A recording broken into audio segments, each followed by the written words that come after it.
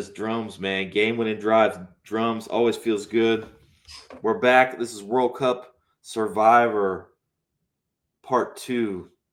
Hey man, good to be back. Right on, Gabe and Mikey. We're taking our approach to Survivor and applying it to a new thing. World Cup Survivor. It's exciting. We're trying to win $2 million on Splash. They got some sweet contests, and it's getting close, Mike. I'm excited. I got my gear on.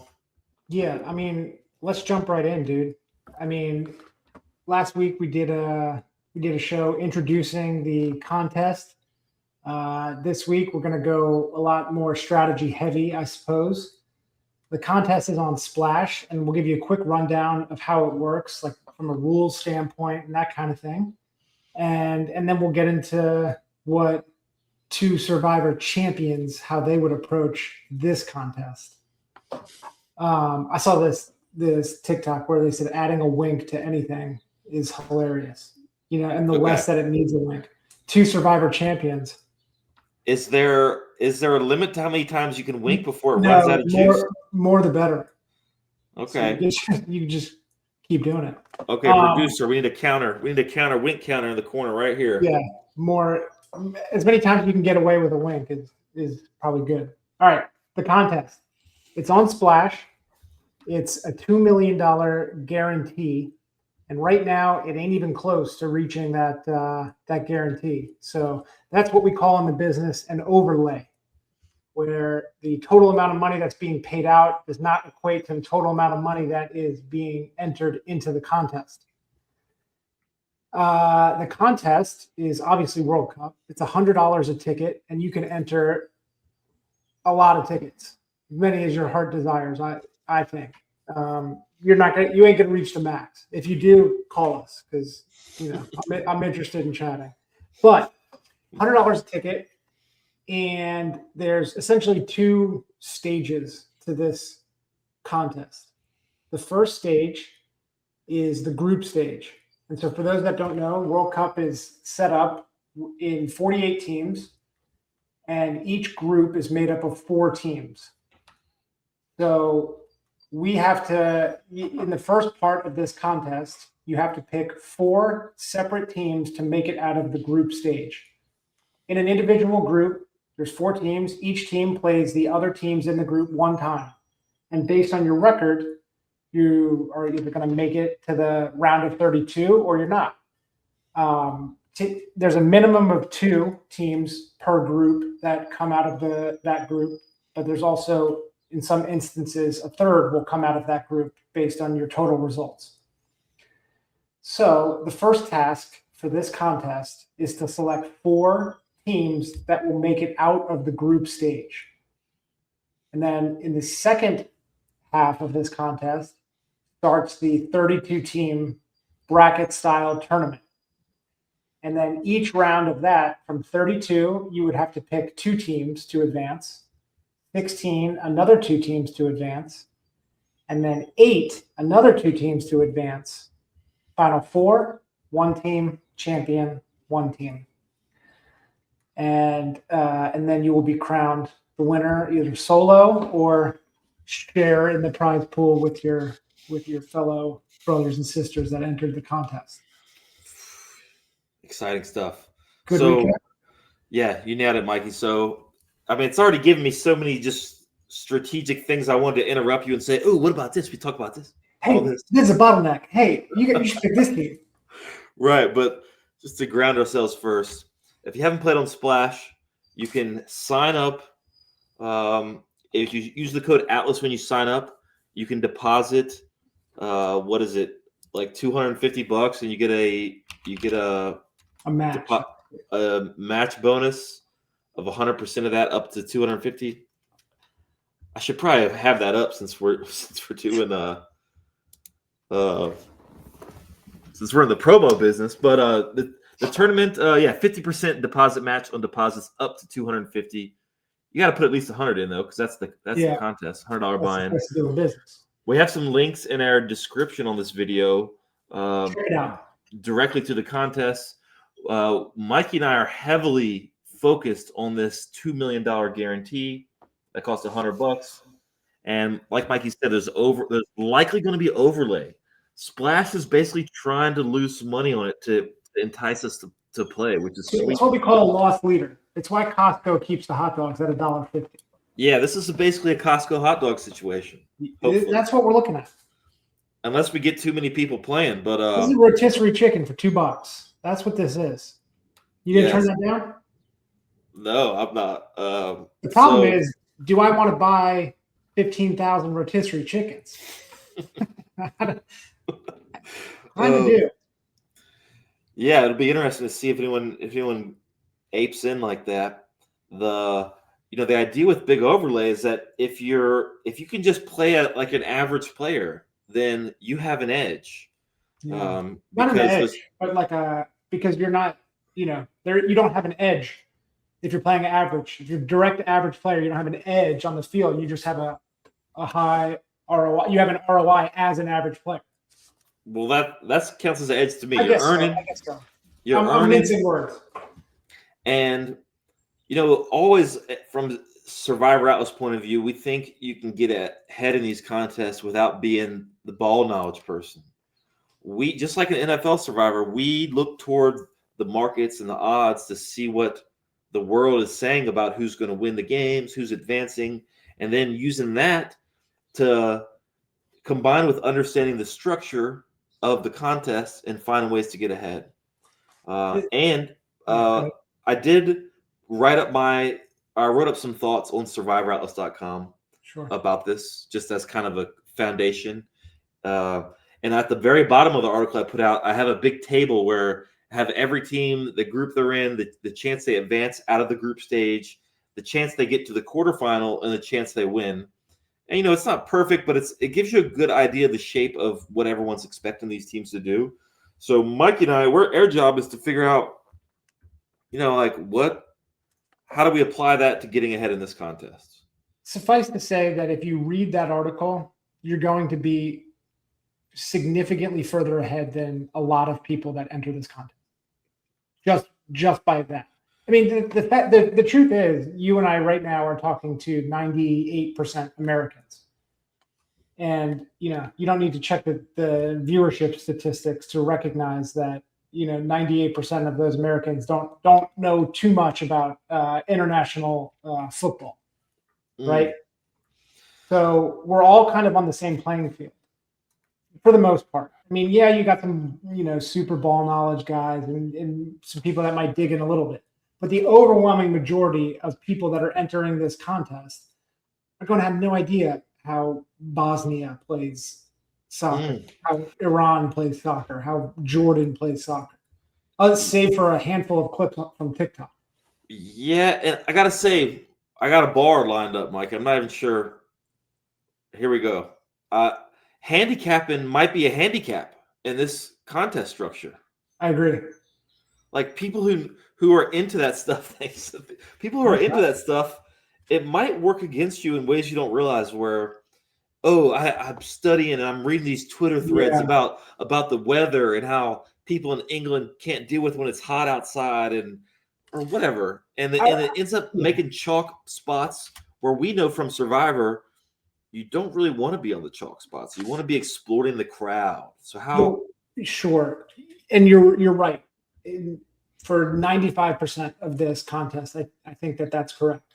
I do, and we'll go deep into the strategy here, talk about the group stages. But you jogged my memory on something that I wanted to hit on. And I think that there is a ball knowledge aspect of this tournament that is available. And I think it's to do with the coaching.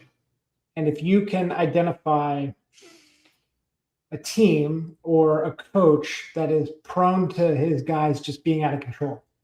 And, and I think we touched on this in the previous episode, but there are some teams that are going to lose, a virtual certainty that they're going to lose in the group stage, but it's how they lose that is kind of up for debate. Do you have a team that's going to play all three games and lose by a combined total number of goals over under 30? Or are they going to lose, 3-0, 2-0, 2-0, something like that? Those are different styles of losses. And I think if you can identify those teams that are capable of going 30 goals against 0-4, I think that is going to help you out. And I think that those exist, and I don't purport to know them, but I know that they exist. Whether that's Qatar or whether it's Jordan or I don't know, but I think that identifying those type of losers is going to be helpful to you, rather than Bosnia's defense is so good. Iran's striker is really good. That has less of an impact. Right on. And so that article I mentioned, I'm going to bring this table up because I think it's directly related to what you're talking about. Sure. So this is at the bottom of this article. And if we just look at the advance at a group stage, you can sort it. See these teams. I don't know if this is the true percentage, but it's pretty close. It's what the market said at some time. And these teams down here, Curacao, Haiti, Iraq, Jordan, they're going to get smashed in some games. Like this. Yeah. The fact is, Mike was talking about the whole structure of those 48 teams.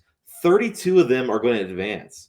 So just throwing darts, you're going to have a good chance of getting a team through. So the fact that as long as that dart doesn't end on Haiti. Dude, 12.5%. What's that? Like when most teams get through and teams only that low, that's the market, the world saying, yeah, they're gonna be picking the ball out of the net a lot, right? Yeah. And even I think I rounded the World Cup win to 0.1%, but yeah, I don't think that's 0.1. I don't think that Haiti's 0.1% to win, right? Yeah, I think that's kind of what that's kind of what I was getting at. Like, yes, I get it that you have it at 0.1%. You have to put a number down. You can't put nothing, right? But if I had to bet it, I would bet against the 0.1%. I would lay the 0.1% on Haiti. And right. It's difficult for humans to judge numbers especially in sports gambling when they get to that, whether a team is 900 to 1 or 1,300 to 1 or 2,600 to 1, it's very hard for us to conceptualize those differences. But I don't know. It would just be too crazy. The world, it seems like 0% is what that's kind of what I'm getting at. And I this kind of brings me back to, I think it was Haralabos when it was the dream team versus like Senegal, or they were like 48, maybe 60-point favorites or something in a warm-up game. And I think I remember him laying it was something astronomical, like $6 million to win 25,000 or something like that. I remember him saying at some point, if you saw $25,000 on the ground, would you pick it up? So. Dude, I get it, but it does seem crazy. Because I don't. When you started that sentence, I didn't know if you were going to say $200 on the ground, 2,000, 25,000. Yeah. When you said 25,000, it was almost like, dang, that's all right. That would be a nice free, but that's something. Yeah. So,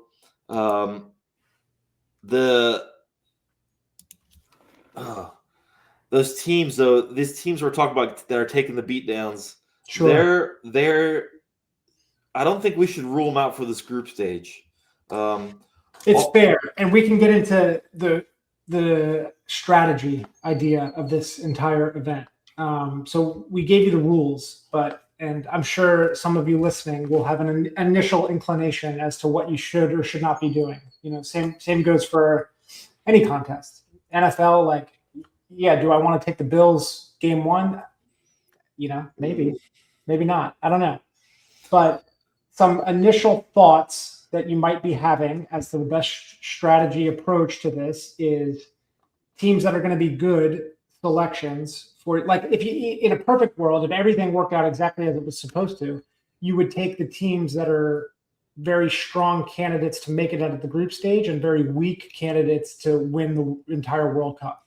Because this is a survivor, you don't want to burn your France, your Germany, your England in the first round. Presumably those teams are going to go far. You want to burn your not necessarily Haiti, but your middle of the road teams that are 70, 80% to make it out of the group, but maybe 20 to 1 to actually win the whole thing. So that's Yes. one idea that should be going through your mind here. Yes. So, if the perfect would be you advance out of the group stage with 4 teams, and those are the 4 teams that get knocked out, or 4 of the teams that get knocked out immediately in round 32. Yep. That's how you start with a clean Then entry. you're golden. Then you're good to go. And because 16 teams get knocked out that round, there's a bunch of combinations where you're going to be live to win the $2 million still. If you can make it to the round of 32 with, and then those 4 teams lose, the ones that you selected out of the group stage, and then obviously you pick 2 for the 32. So you get to 16 and you have 14 teams available for selection. If everything goes to plan.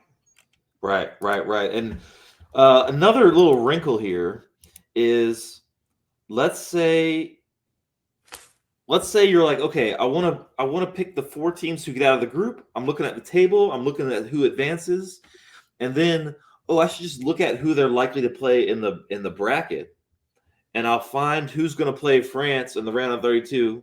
Yeah, if you're entering with the premise that France is going deep, then yes. So in this article, I put a link to the FIFA rules for how they're doing it. And if you go to this crazy PDF, there's this huge, look at these options. Option this, option this. There's all these different ways where they might. How many different ways could it play out? Is it like 500, almost 500 different ways where they are seeding the brackets? So it's kind of hard to completely wrap your head around that stuff. I think it's probably worth ignoring. Sure. Because there's so many different combos of it. I have a few questions for you if you want to get me to jog you on some strategy discussion. Hey, yep. Just to put a bow on the complicatedness of it, I would recommend Nate Silver's got a pretty cool. He's got a bunch of cool data visualization stuff, but he has this one that's all about which teams play who, and you can see by just all the little icons on the screen. It gets complicated, and it's hard to make decisions now based on that. I think it'll probably help sweat the contest as you get to the end of the group. But anyway, what's on your mind? Well, I have two competing thoughts here. The first is, if somebody's going to enter, let's say 10 tickets or more versus 9 tickets or fewer, do you think the approach that they take should change? Well, we're not robots here. You got to value entertainment a little bit. Sure. And if I was forced to only have one entry, I'd probably put one of the stronger teams on it, just because I wanted to survive that the group stage so bad. Yeah, it's little hard bit. Not to. It's a little teeny bit fishy, but I feel like there are reasonable, good entries that have one England or one, one of those strong teams. I feel like if you're going to fire a bunch of entries, you can try to avoid using any of those real powerhouse teams. Yeah. But although I might consider sneaking one in, like you just said. Yeah, I think it's reasonable, and I'll say this: it's not dead wrong. It's not dead wrong. Yeah. So one thing I think about, where I'm trying to predict it, but maybe it doesn't work, is I've read some Twitter threads about. There's a lot of people putting stuff out on Twitter trying to handicap, and I'm not sure if it's just all slop or not. But thinking about there's a lot of people talking about the weather and how some of these countries are probably adjusting bad, and there's also these rules about speeding up the game and making players more tired because they can't waste time as much. Yeah. And how the last game of the group stage, does that mean some teams are going to not play their good players? They're going to kind of sacrifice being the first seed because they get second seed. And if they're doing right, and if they're doing this, that makes their round of 32 matchups a little harder theoretically. Yeah. because you're probably playing an easier team if you're a first seed compared to a second Right. team on average. And a lot of it, I feel like trying to go too deep in the rabbit hole is maybe just not worth it. It's just maybe easier just looking at the odds of advancing, Yeah. looking at the odds of who goes deep, and trying to figure that out. Just going from that. Well, You know, I I'm can all, give you one notion or one way that you might consider going about how you want to enter. It kind of has like a horse racing idea to it or concept. And the simplest way that you would enter this tournament is just selecting the four teams that you think fit that criteria of teams that are super likely, not super likely, but good to make it out of the group stage, but not good to make it deep. And if you do so and you love four teams, well, that's great because you now have one entry, right? All good. No, your $100 is good. You're happy. You did one entry. But if you're making this list of teams and you find yourself with five, now you got to do a box, right?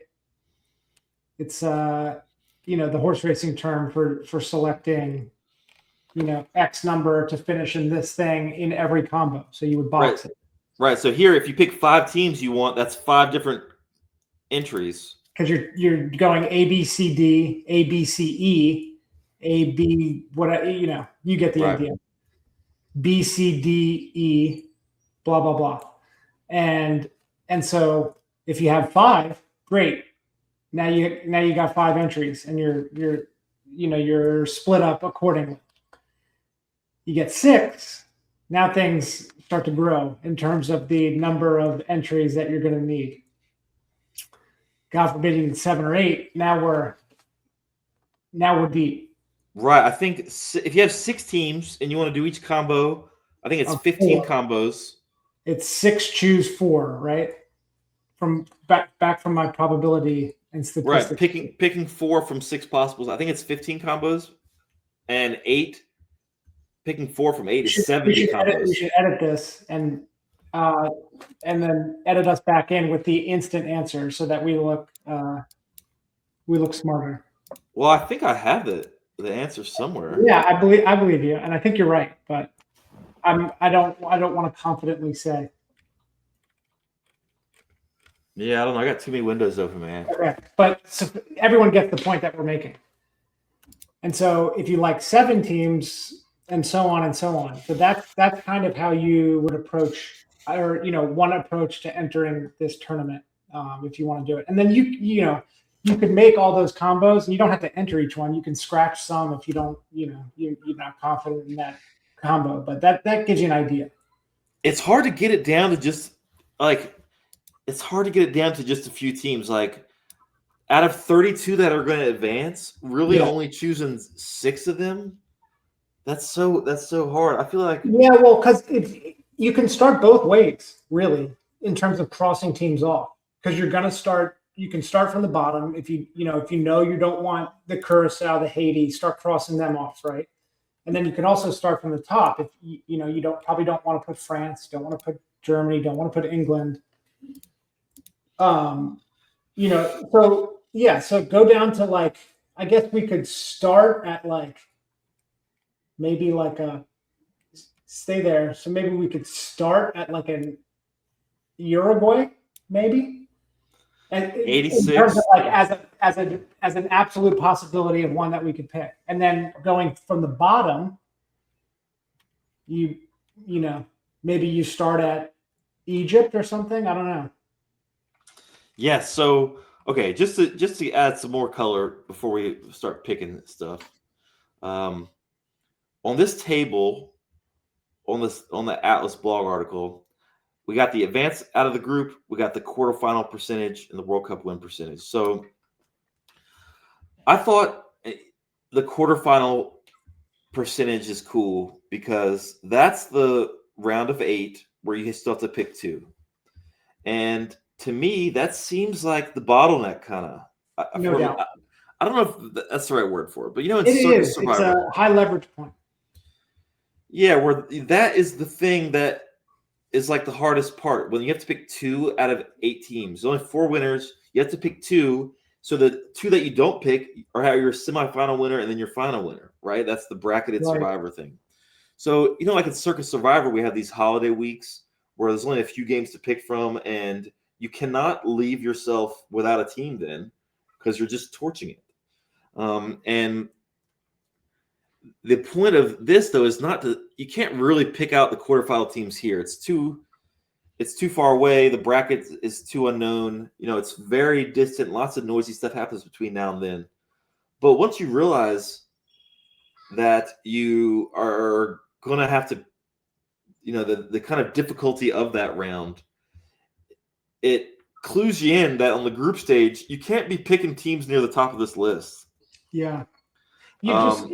If you do, you're going to find yourself in the Elite Eight with 2 teams already burned. And then how do you want to navigate there? Do you want to take the dog in the round of 8 in the hopes that you can stay alive It's so hard. It's this if you write out 8 teams and then write all the combinations of what could play out, and then if you burn 2 of the teams for yourself going into that, you realize your combos are just completely slashed by not having them available then.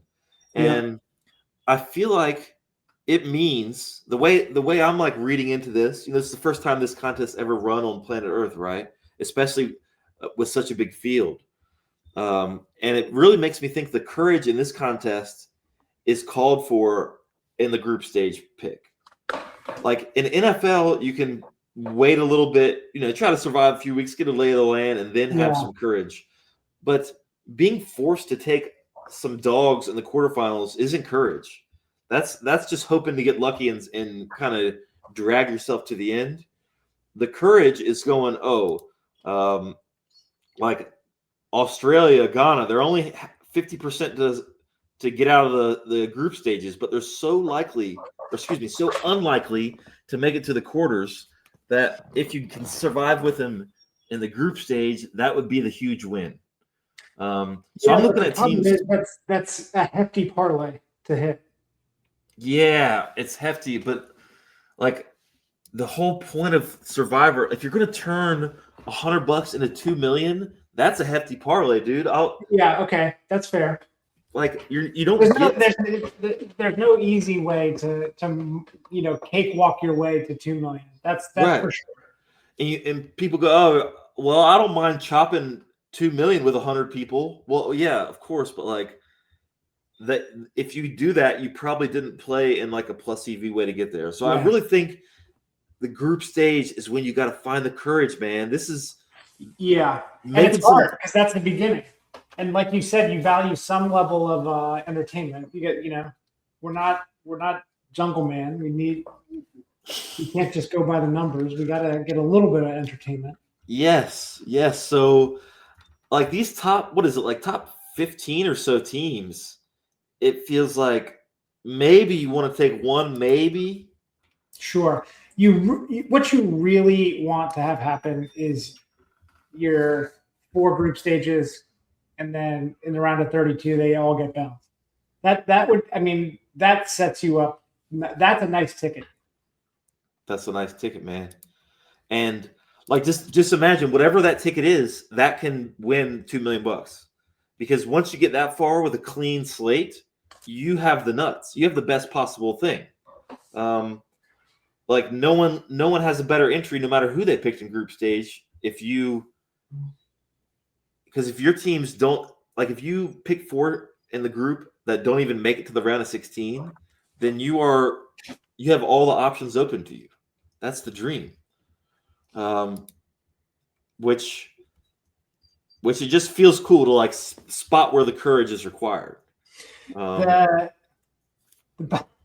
would be a bummer is, as an example, we go to the group stage and I do my Morocco, I do my Egypt, I do my Japan, and then I go Switzerland. Team that's pretty good. And then Switzerland just goes on the run, and they are in the Final Four. That's just a bummer, and I want to avoid that because you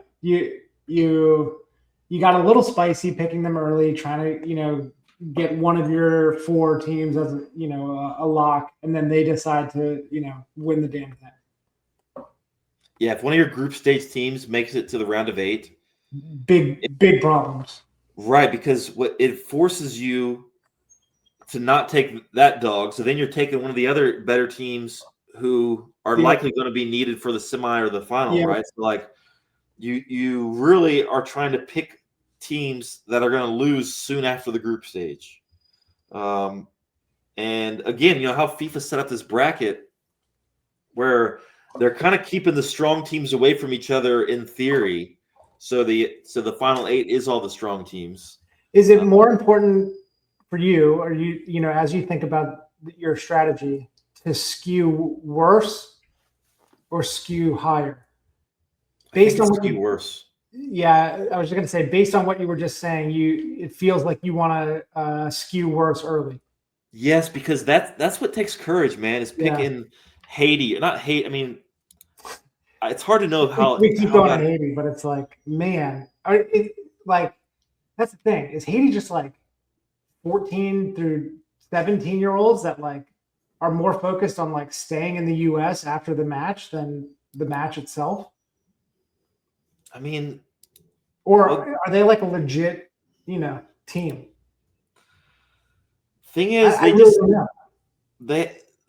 they just need to beat Scotland, and they might just make it to the next stage. Yeah, but the problem is, if they beat Scotland, it's probably going to be like 1-0 or 2-1, and then they might lose to the other team, 13-0 or something.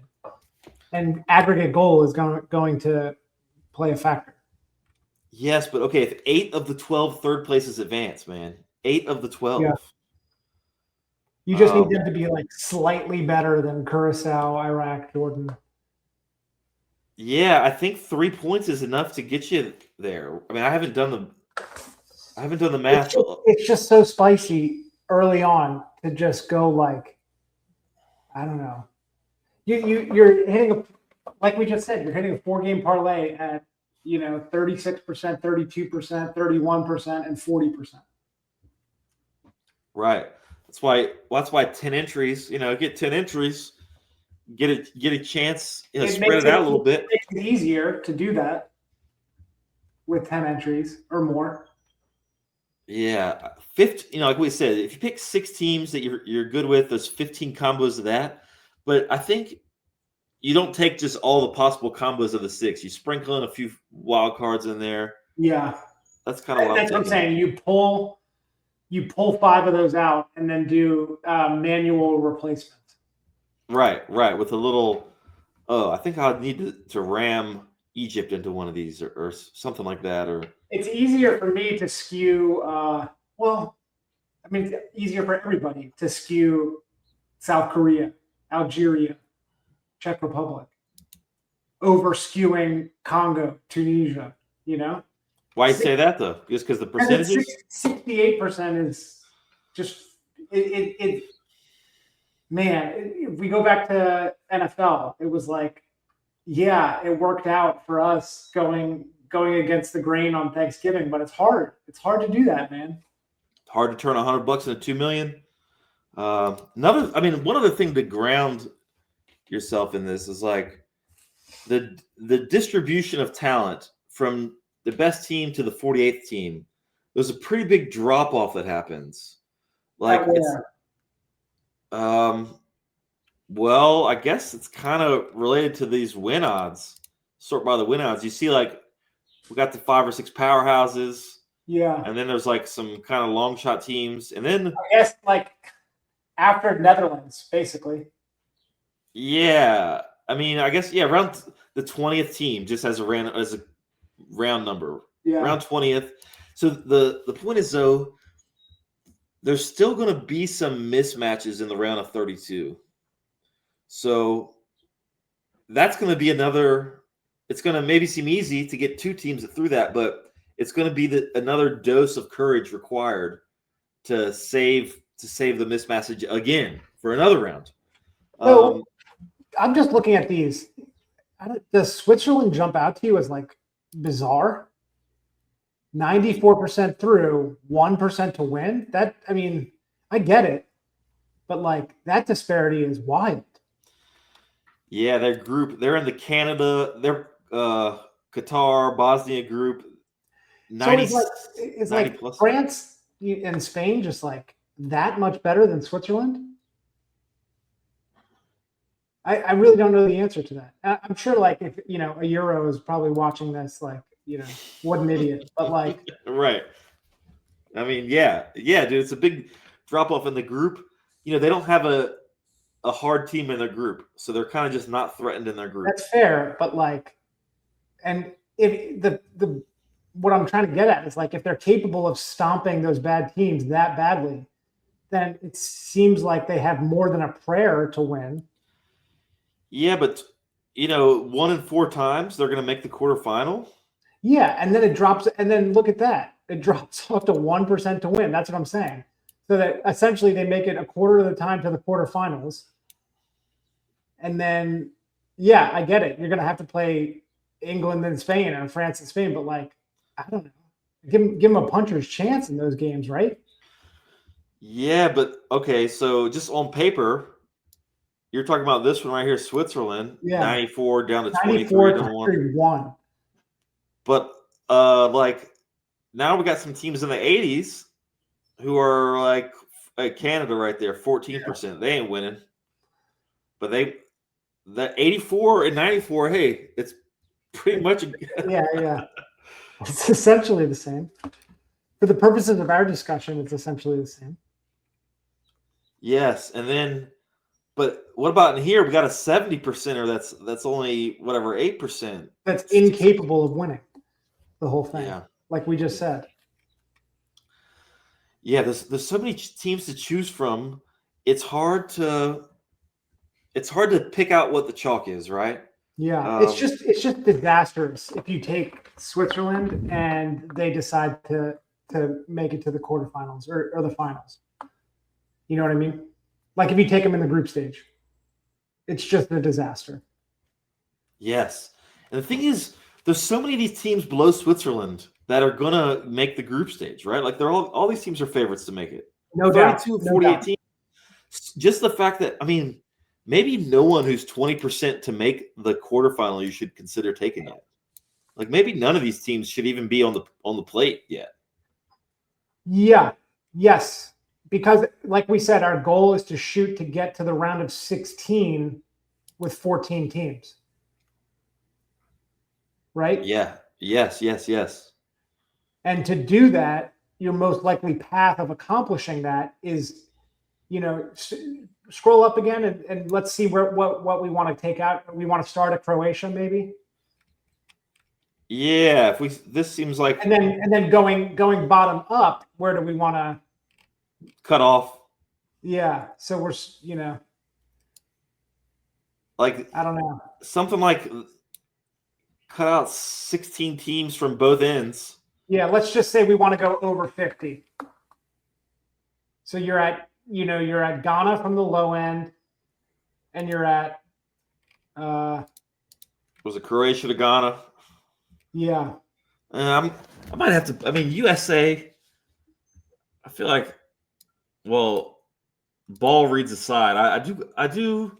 Do you think the contest is going to have a little chalky USA? To the US slant? I don't know. Because if you're just a regular person, you're like, I'll take USA. They'll survive.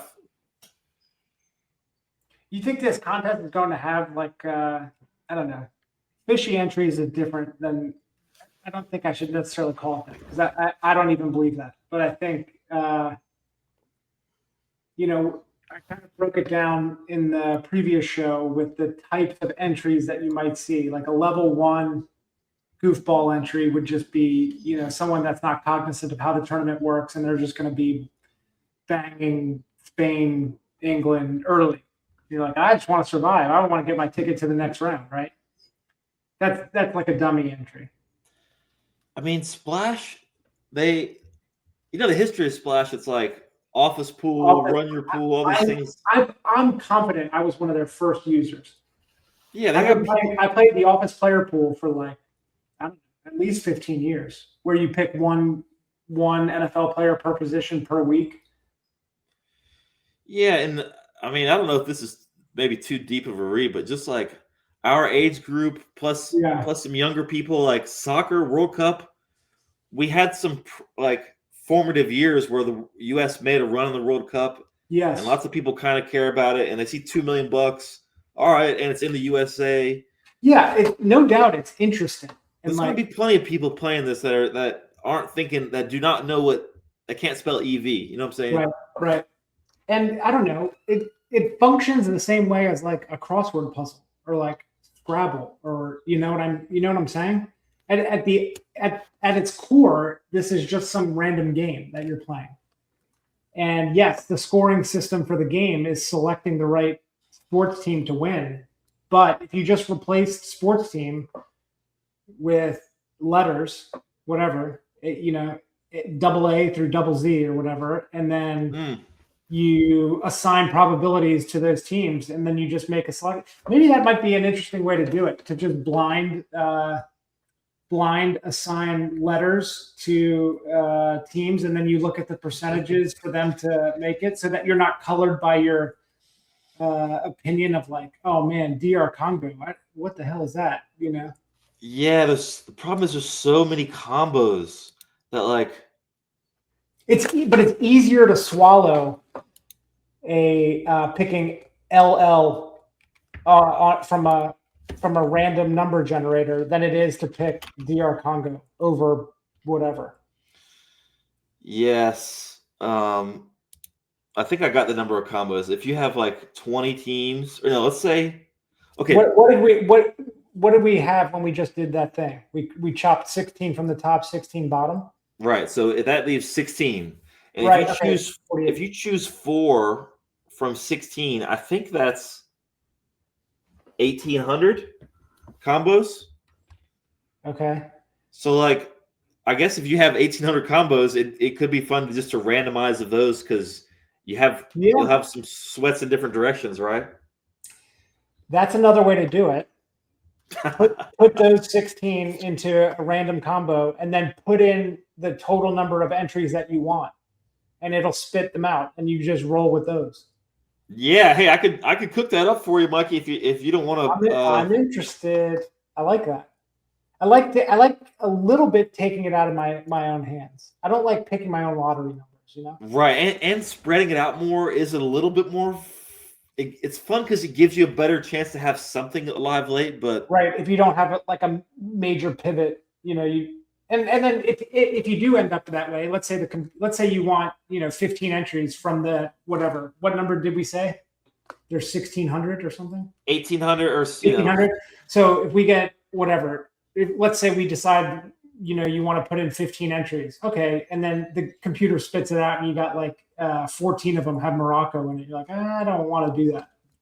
Yeah. Right. Roll it back.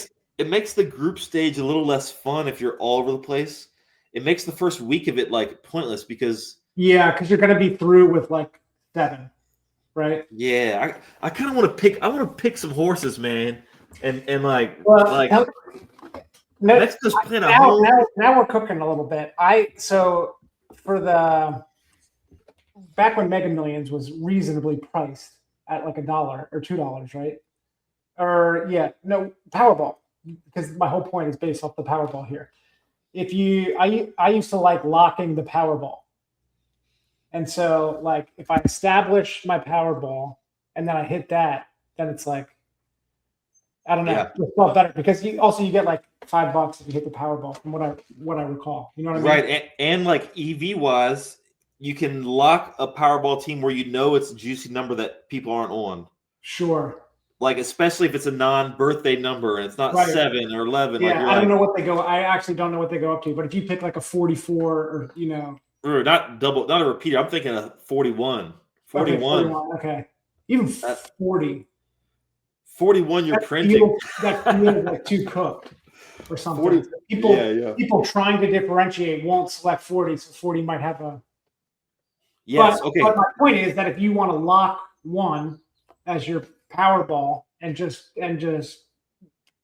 hope they win group, lose in 32. That's one way to do it. So now you're only choosing combos of 3.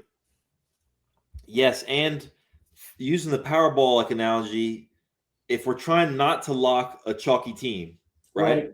So how do we reverse engineer what the chalk is going to be from this? I touched on the article. It's like we don't have the projections, we don't have historical data. We got to read the vibes of what people are drawn to and dodge that. Yeah.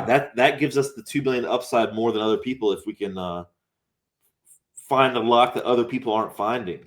It's a giant rock, paper, scissors tournament, and we know that people are going to throw one too much, but we don't know which one it is. Okay, here's a random read that might just be a $2 million read. Paraguay, pretty solid numbers. Sure. They play against the U.S. Where are people really going to be? Is anyone going heavy? Okay. I'm digging in. Like, if people are slightly more likely to put USA as their Powerball team, okay, then it's got to Paraguay is profitable. Yeah, their numbers aren't bad. 63. I really like it. Dude, you just love the first read I even said, man. I can do this again. I actually really like that idea. And like you could be spicier and pick Australia, but like, Paraguay is like, more off the beaten path than Australia is. You could see like an American, siding with their English brothers and sisters from down under over Paraguay, right? Yes. Okay, and just since we're playing the who to Powerball and who to not, and trying to find reasons. Yeah. One interesting thing, I think I mentioned last episode how I like the Nate Silver models. He just has like kind of a holistic approach that I think it's got to be better than just these Twitter handicap threads I read. But it's like an approach to game winning rather than, I don't know. It's just. Well, I was gonna say he has Ghana being worse than Panama, and everywhere in the market says Ghana is better than Panama. It's the one biggest discrepancy that he has in teams. So Ghana, we don't want to mess with them, dude. We can use our handicapping blog reading skills. We can pick them as an anti-Powerball. Right. We're dropping them. That's not too deep of a read, but this would be too crazy to go Powerball down here on the 30s, right? What's the point? Spicy, no doubt. I mean, how about this? If you do take a spice ball from down low, are you more apt to take one from up top to kind of offset your? Right. I think there's probably ways to make construct some good like entries, but I don't want to play that game with 48 teams. I feel like I can just hold the line on not burning the best teams. Yeah. Like no team is so favored because they're just the most popular country in the world or whatever, right? In this contest, another idea that I'm having on the fly is like you can sort of establish rules for yourself before you make the picks. Not necessarily hard and fast rules, but things like, is it more important or as important or less important to have these top teams remaining in the final 8 versus NFL Survivor week 15, 16, 17, 18, as an example? It's very much so more important because it's a bracket, right? It's not. So like knowing that, that precludes you from taking, these top 7 teams, top 8 in the early stage. Yeah. I think I'm just not even going to consider it. Yeah, because yes, of course, you can get to the round of 32 if like that's your hopes and dreams, and that's like if that's going to make your life making the next stage, I got a good way for you to do that. Right. Like we talk about like in Circus Survivor taking the chalk early, like trying to last 7 weeks or whatever, so you can tell your wife, "Honey, I made it 7 weeks. Let me play again next year." Yeah. Like if you were trying to If that, earn yeah. some credibility, go ahead and take France. The funny thing is like we were talking about hitting a 4-game parlay of four dogs. You know, if you scroll down when we first let off this conversation, we were talking like, you know, a New Zealand, a Saudi, so whatever. Mm. So we're at like a plus 175, plus 180, plus 210, plus whatever. So $100 bet on that is like a $4,000 win. But the opposite, like you could just go straight to the top and just go and go top 4 and go minus 9,800 minus whatever, and your $100 will win 4.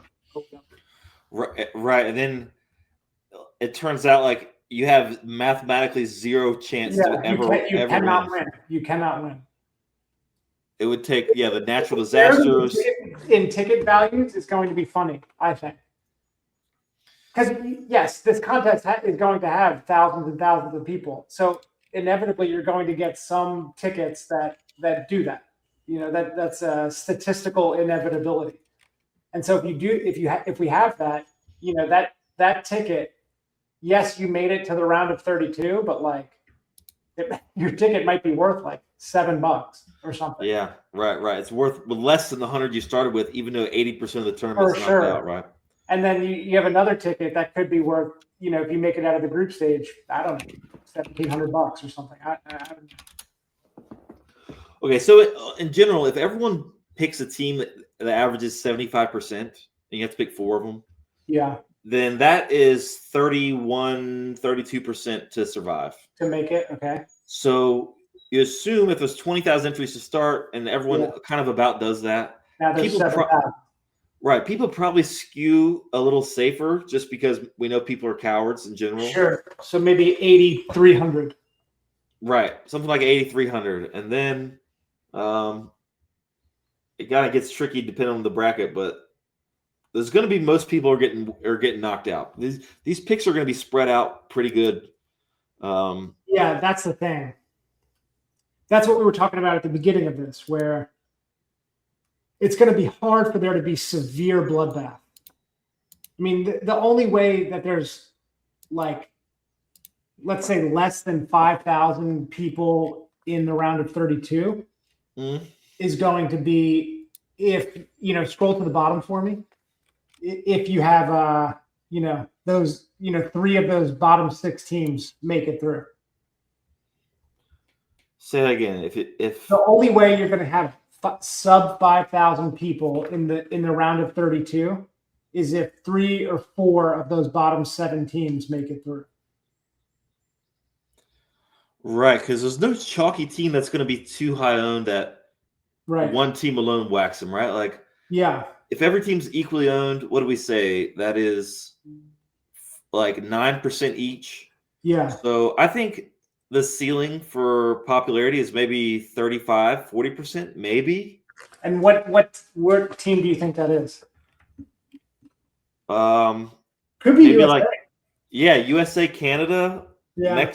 I think Mexico probably too strong that people aren't going to flock to burning them. Yeah, and it's like the one international team that Americans might be at least somewhat familiar with, you know? Right. There you go. Dios mío. Dios mío. Okay, a couple little just smaller reads, of like ideas is looking at, like, if you just assume that those powerhouse teams are going to win their group, and you assume that the mostly the favorites, the powerhouses, win the right things. Yeah. It's interesting to look at who they play in the round of 32. For example, I think if I understand that FIFA crazy PDF right, Brazil, if they win their group, then they play the runner-up of Group F, which is going to be Japan or Sweden. Because Group F has Netherlands as 50-60% to win that group. So This was one of the things I saw last week where I was mentioning Japan. Like, Japan is the most likely team to play Brazil in the round of 32. So maybe that type of thing can land you a handful of teams that you definitely want to include. For example, Spain likely plays Austria or Algeria. Argentina likely plays Uruguay. Netherlands likely plays but do Morocco you or think that there's Scotland. enough disparity between those types of game? Like, is France playing Uruguay different than Spain playing Uruguay? You know what I mean? Probably not. And I mean, what I'm trying to get at is that you're going to be playing a great team anyway. You know, some of these Yes, teams but I it's guess unlikely that you're going to get paired against, a cakewalk. the thing is, because of the craziness with the third place teams, and only some of the group winners get to play a third place team. Sure. Like France, they can play a third place team from 5 of the groups. Okay. So like you can't. It's how do you even pinpoint that to start, right? Yeah. But like Brazil, it's so much more likely that you can pencil in Japan or Sweden that it makes. Okay, I see what you're saying. It's just there's less room for something wacky to happen. Of course, there's all the things about the end of the group stage. Teams might be packing it up. Teams might play weird. Right. Like I was remembering this is when I had to look it up, but you remember last World Cup? Obviously, this is different with all the more teams, but last World Cup, the last day of the group stage, there was a game where Argentina was playing Poland, Mexico was playing Saudi Arabia. Yeah, okay. It's coming back to me now. So, like at halftime, let's say the goal differential was so Poland was going to advance and not Mexico. They were tied. Yes. Yeah. And Argentina like put the word out. If we score again on Poland, then Mexico's going to advance, and Mexico's a little better than Poland, and we don't want that. Right. And it wasn't even like they were going to be facing that thing. They just decided it was a little better for them to screw Mexico. Yeah. So they didn't try to score a goal. Like I remember they got booed, right? And because they were doing patty cake pass back and forth. Right. And Mexico on the other channels going all out against Saudi Arabia. Then they get scored on, but they score again. 9 men pulling the goalie. Yeah. Right. And it was like if you played World Cup Survivor thinking that they were going to try at the right point, you might have been annoyed by it. Yeah. That's the Cardinals guy throwing the ball up on the goal line. Right. And obviously with so many more teams, that group stage stuff doesn't matter as much but it's just an example of some wackiness where you can't really count on any of this stuff at this point. All right, so let's just give a quick recap. Tell people what they should not be doing. The contest is on Splash. You got to get Splash. Sign up with code Atlas. You're definitely, if you're interested, you're definitely going to look at our articles. So you'll definitely see the links and the sign up code and whatnot. And even if you think I can't do it, I don't know anything about soccer, blah blah blah. Take my word for it. Doesn't matter. I compared it to a crossword puzzle earlier. It's the same thing. It's just a new game. Yes, the scoring system is the scores of soccer matches, but that's not that's not the game. There's going to be no sports in like a week anyway. You're only going to have the World Cup to give you a reason to get out of bed every day. All right, there's just enter a few. If if at least one. So you're going to take your 4 teams. Try to shoot for those middle of the road teams because you really don't want ones that are going to make it to the round of 16. You need them to win the group stage, make it out of the group stage, and then lose in the round of 32. That's what you're shooting for, and then go from there. If you have a ticket that gets you to the round of 32, your goal in the back of your mind should be, I want to arrive at the round of 16 with 14 teams to pick. So if you use that as a guidepost, you should be set up at least okay, at least better than quite a few people in this tournament. And it's really important to note that this is a $2 million guarantee. That means the prize pool is going to be $2 million regardless of the total number of entrants in this tournament. And so if 4,000 people enter, they're still going to pay $2 million despite only raising $400,000. So that there's 1.6 million in overage that you are fighting for. That's basically just a handout. It's a gift. So don't look it in the mouth. Yes, great summary. Also, I want to say, just like NFL Survivor, we're always pushing the idea of having courage, stepping away from the crowd, and this contest, it calls for that even more. Because and early, like we just said, early it calls for it. Right, because of that squeeze when there's 8 teams and you're having to pick 2 of them. If you don't have courage early, then you need to get so lucky. Obviously, you need to get lucky to turn 100 into 2 million. But this is how you set yourself up. The feeling that you had in the round of 8 will be euphoric relative to the butterflies in the tummy when you have to pick a 30% in the early stage.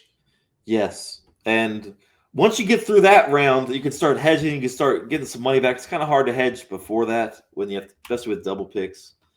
And again, that we got an article on Survivor Atlas with a bunch of the data laid out in a nice table. It makes it real easy just to kind of do some random stuff, pick the numbers that look good without having to tap into any ball knowledge or know anything. I regret we didn't get the team colors on there, just because that might have spiced it up when you need to break a tie, right, between Colombia or Turkey. You're like, maybe the yellow and blue is different. Whatever. Okay, Mikey, we've covered everything there is to cover besides who we're picking, I guess, and who the chalk is. But we still got to figure that out. It's hard to. Well, we narrowed it. I mean, for the most part, we narrowed it down to 16, right? That was like our general idea. Right, we got an idea. If you're forcing me to out my my specific picks, I can do it. I would like that. Before we get out of here, just to say something specific, dude. What's something that we're going to be cheering for?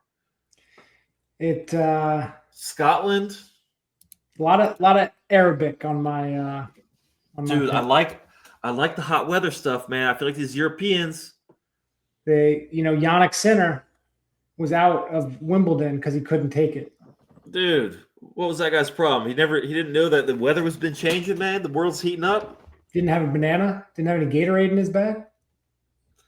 Dude, these Latin America, these Africa, Middle Eastern, maybe they're gonna be fine. They're not even gonna be sweating. Yeah, like these Norwegian guys, they might melt. Oh my gosh, those pale skinned Norwegians, dude. I like Egypt. Yeah, okay. I like Uruguay. I like Austria. And that's some Powerball teams. I like Morocco. Oh, Morocco's too good, dude. I know. You asked me for courage early on, and I go Morocco, and I display my cowardice. I mean, okay, just I know we're wrapping up here, but just like last week, you talked about the levels: level 1, level 2, level 3. I'll tell you why Morocco jumped out to me. If you want my true answer, it's because Haiti jumped out to me, and they're in Haiti's group, and Haiti's so bad. In my mind, Haiti has a 0 chance. So if I wanted to get spicy, I could go Scotland. That's the spicier pick. I was going to say that the levels, how level 6 of the rock paper scissors is just taking one of these European teams to melt, taking Norway to melt to survive the group stage, because they're going to melt when they got to play in Mexico City or whatever. Yeah. Not Portugal though. I like Portugal and Spain and Brazil. Dang, dude, there's too much. We're gonna be hanging in Discord with some other people playing. As we get closer to the deadline, we'll be sharing, I guess, who we're taking. It's so hard to pick. We're not firing all the entries required for the combinations, man. Maybe we tell the people. I suggested that we throw our whatever number we agree on. Like, let's say we feel confident with 8, and then we pick our total number of entries, and then we just have the computer spit it out. It's an option. I mean, it sounds. I know I like to tinker, man. I like to tinker and go, you know what? Iran and Iraq, I'm putting them both on the same entry to make a statement or something. Oh, man, I got a bunch of Iran narratives too about, I think, dude, we should. Maybe we'll do another show. We should have booked the Iran guest a narrative episode. But okay, so the plan is also the group stage. It takes a while to play out. Yeah. There's no picks for a couple weeks, and before the knockout stage, we're going to be doing this again. We're going to know what entries we have with a chance. We're going to be figuring stuff out after recount what's going on, that kind of stuff. Yeah, we'll have a bunch of ball reads, and hopefully we have some entries surviving. But if not, I know Splash is going to run back some knockout only stuff, which will have a little bit different strategy, but same. And looking forward to that. Thanks for tuning in. There will be a part 3 in about 2 weeks leading to this knockout stuff. Good luck, everybody, and thanks for hanging with Game Winning Drive World Cup.